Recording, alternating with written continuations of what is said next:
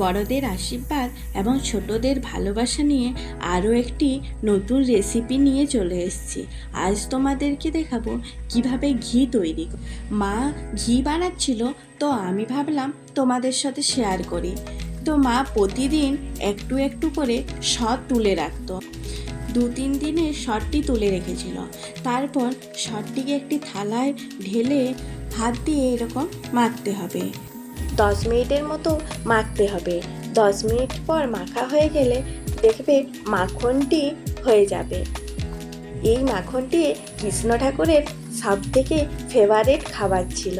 তো তারপর এটির মধ্যে জল ঢেলে দেবো। জল ঢেলে দিলেই মাখনটি উপরে ভেসে উঠবে। এরপরে মাখনটিকে একটি বাটিতে তুলে নিতে হবে। পুরো মাখনটিকে ভালোভাবে তুলে নিতে হবে। বাটিতে তুলে নিচ্ছি মাখনটি। এরপর বাটির মধ্যে যা জল থাকবে তা ভালোভাবে বার করে নিতে হবে। জল থাকলে কিন্তু ঘিটা ভালোভাবে হতে চাইবে না।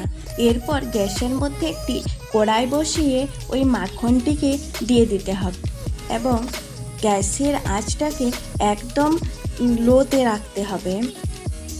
বেশি আঁচ দিয়ে দিলে মাখনটি পুড়ে যাবে এবং ঘিটি ভালো হবে না। তারপর চামচ দিয়ে একটু নাড়াচাড়া করে দিতে হবে এবং এরকম আস্তে আস্তে ঘিটি তৈরি হবে। এরকম একটু ফেনা হবে। তারপর ফেনা হওয়ার পরে এই যে আস্তে আস্তে ঘিটি বেরোতে থাকছে।